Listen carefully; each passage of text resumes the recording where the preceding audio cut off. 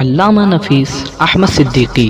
دینی معلومات کو اور شرعی مسائل کو جاننے کے لیے ہمارے چینل کو سبسکرائب کریں اور بیل آئیکن پر لازمی کلک کریں۔ بسم اللہ الرحمن الرحیم۔ یہ سوشل میڈیا کا زمانہ ہے اور لوگ مہینے، سال اور دن کی مناسبت سے سوالات کرتے ہیں، چونکہ یہ مہینہ سیدنا ابوبکر صدیق رضی اللہ تعالیٰ عنہ کے وصال کا مہینہ ہے، اور اس حوالے سے لوگوں نے مختلف سوالات کیے ہیں۔ کسی نے خلافت کے حوالے سے کیے ہیں، کسی نے ان کے فضائل و مراتب کے حوالے سے کیے ہیں، کسی نے ان بکواسات کے حوالے سے کیے ہیں جو منافقین آ کر میڈیا پر اور سیدنا ابوبکر صدیق، عمر فاروق اور عائشہ صدیقہ رضی اللہ تعالیٰ عنہا اور ان لوگوں کے حوالے سے جو بکواسات کرتے ہیں اس حوالے سے بھی کیے ہیں۔ حتیٰ کہ ایک ویڈیو میں نے یہ بھی دیکھا ہے کہ ان کے ایمان کے بارے میں ایک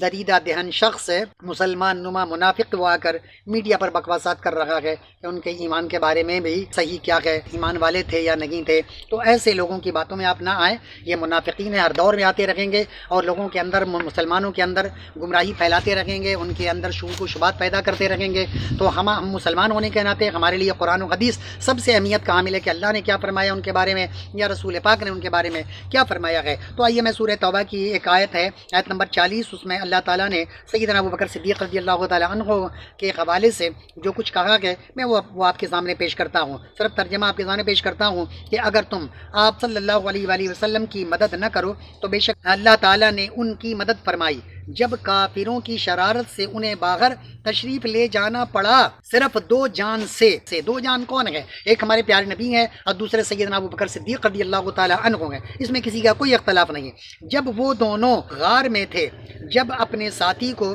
تسلی دیتے تھے کہ غم نہ کرو، کون کس کو تسلی دے رہا تھا؟ ہمارے پیارے نبی صلی اللہ تعالیٰ علیہ وآلہ وسلم بذات خود سیدنا ابوبکر صدیق رضی اللہ تعالیٰ عنہ کو تسلی دے رہے ہیں۔ کس بنیاد پہ؟ وہ حدیث پاک میں آپ کے سامنے پیش کروں گا، پتہ چل جائے گا کہ کیوں تسلی دے رہے تھے اور کس بنیاد پہ دے رہے تھے۔ تو اللہ تعالیٰ فرماتا ہے کہ جب اپنے ساتھی کو تسلی دیتے تھے کہ غم نہ کرو، بے شک اللہ ہمارے ساتھ ہے، تو اللہ نے اس پر اپنا سکینہ اتارا۔ کس پر سکینہ اتارا؟ کون پریشان تھا؟ سیدنا ابوبکر صدیق رضی اللہ تعالیٰ عنہ پریشان تھے۔ مشرکین بالکل قریب تر آ گئے ہیں اور آ کر پیارے نبی کو تلاش کر رہے ہیں، کہیں ایسا نہ ہو کہ ہمیں پالیں اور اللہ کے پیارے نبی کو نقصان پہنچائیں۔ اس وجہ سے وہ پریشان تھے، اپنی جان کے لیے پریشان نہیں تھے۔ تو اللہ تعالیٰ نے ان پر سکینہ اتارا، یعنی قلبی سکون و اطمینان نازل کیا، اور ان فوجوں سے ان کی مدد کی جو تم نے نہ دیکھی۔ تو اللہ تعالیٰ نے فوجوں سے مدد کی، ممکن ہے فرشتوں کی جماعت کے ذریعے اللہ تعالیٰ نے مدد کی، جس طرح اللہ تعالیٰ نے غزوہ بدر میں اور غزوہ خندق میں اللہ تعالیٰ نے فرشتوں کی جماعت کے ساتھ مسلمانوں کی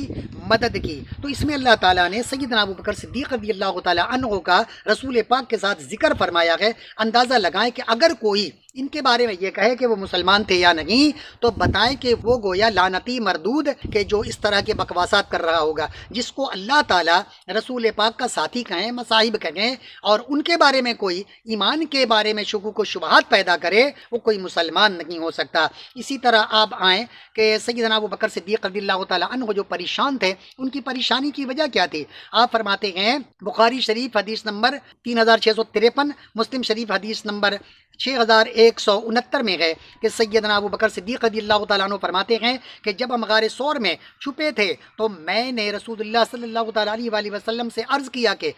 اگر مشرکین کے کسی آدمی نے اپنے قدموں پر نظر ڈالی تو وہ ضرور ہم کو دیکھ لے گا۔ یعنی وہ غار کے اتنے قریب آ گئے تھے کہ اگر وہ لوگ دائیں بائیں دیکھنے کے بجائے اگر وہ نیچے کی جانب دیکھتے، اپنے قدموں کی جانب دیکھتے، تو عین ممکن تھا کہ وہ غار میں اللہ کے پیارے نبی اور سیدنا ابوبکر صدیق رضی اللہ تعالیٰ عنہ کو دیکھ لیتے۔ تو اس پر آپ صلی اللہ تعالیٰ علیہ وآلہ وسلم نے فرمایا، چونکہ یہ سوچ کر سیدنا ابوبکر بہت زیادہ پریشان تھے، تو اللہ کے پیارے نبی نے ان سے فرمایا، اے ابو بکر، ان دونوں کا کوئی کیا بگاڑ سکتا ہے جن کے ساتھ تیسرا اللہ تعالیٰ ہے؟ بتائیں، ایک اللہ کے پیارے نبی ہیں، ایک سیدنا ابو بکر ہیں، اور تیسرا کون ہے؟ اللہ کے پیارے نبی خود فرما رہے ہیں کہ ان کا کوئی کیا بگاڑ سکتا ہے ان دونوں کا کہ جن کے ساتھ تیسرا اللہ تعالیٰ ہے۔ تو اللہ تعالیٰ کسی کافر کے ساتھ ہے؟ ایسا ہو نہیں سکتا۔ یقیناً اللہ تعالیٰ ایک نہ صرف یہ کہ مسلمان، بلکہ مسلمانوں میں سب سے زیادہ فضیلت و مرتبت والے انبیاء کرام اور پیارے نبی کے بعد سب سے زیادہ فضیلت و مرتبت والی شخصیت سیدنا ابوبکر صدیق رضی اللہ تعالیٰ عنہ ہیں۔ ان کے بارے میں یہ کہا جا رہا ہے، اور ان کے بارے میں اگر کوئی شکوک و شبہات پیدا کرتا ہے کہ پتہ نہیں وہ کیا تھے، تو یقینی طور پر وہ کوئی بدبخت اور ملعون ہی ہو سکتا ہے۔ کوئی مسلمان ان کے بارے میں شکوک و شبہات پیدا نہیں کر سکتا۔ ذرا غور کریں کہ حضرت عمر فاروق یہ بخاری شریف حدیث نمبر 3677 میں ہے کہ حضرت عمر فاروق رضی اللہ تعالیٰ عنہ کا جب انتقال ہو جاتا ہے انہیں آپ کے برابر میں دفن کرنے کا انتظام کر لیا گیا۔ تو ایک صحابی کہتے ہیں کہ میں کھڑا تھا، لوگ ان کے حق میں دعائیں کر رکھے تھے، ابھی میت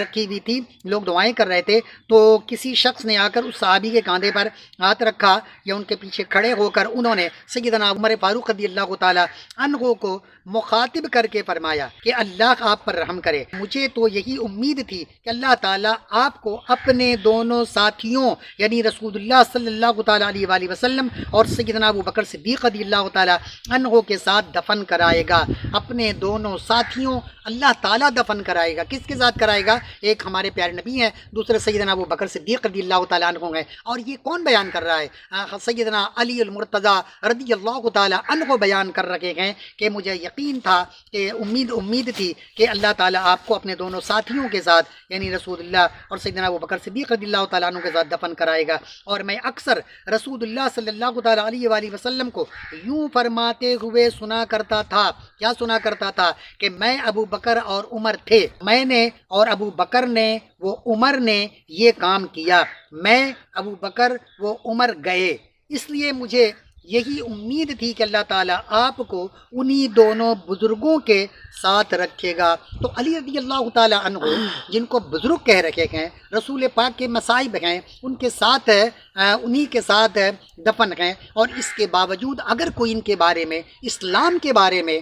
شکوک و شبہات پیدا کرے مسلمانوں کے اندر، تو میں مسلمانوں سے ہماری درخواست ہے، ایسے منافقین کو، ان کے تو قلوب پر مہر لگے ہوئے ہیں، میں مسلمانوں سے درخواست کرتا ہوں کہ ایسے منافقین کے چکر میں نہ آئیں یا یہود و نصارہ کے پلانٹ کیے ہوئے لوگوں کے چکروں میں نہ آئیں۔ یہ اللہ کے پیارے نبی کے اقوال ہیں، اور ہم نے آپ کے سامنے قرآن پاک کی آیت پیش کر دی ہے، اور 3 4 5 حدیثیں آپ کے سامنے پیش کی ہیں، اس کے علاوہ بھی 1 2 نہیں ہے، بلکہ سیدنا ابو بکر، سیدنا عمر فاروق، سیدنا عثمان غنی، سیدنا علی المرتضیٰ رضی اللہ تعالیٰ عنہم کے شان میں بے شمار حدیثیں موجود ہیں۔ ایسا نہیں ہے کہ اگر ان کو ہم سیدنا ابو بکر صدیق رضی اللہ تعالیٰ عنہ کے فضائل و مراتب ہم نے جو بیان کیے تو نعوذ باللہ کوئی علی رضی اللہ تعالیٰ عنہ کا کوئی مقام و مرتبہ نہیں ہے، وہ اپنی جگہ اپنی مثال آپ ہیں، اور ان کا مقام اپنی جگہ ہے، کوئی کسی سے کم نہیں ہے۔ لیکن جہاں تک یہ ترتیب ہے کہ فضائل و مراتب کے اعتبار سے اللہ کے پیارے نبی صلی اللہ تعالیٰ علیہ وآلہ وسلم نے بذات خود امامت میں بھی کھڑا کر کے یہ واضح کر دیا ہے کہ اگر میرے بعد کوئی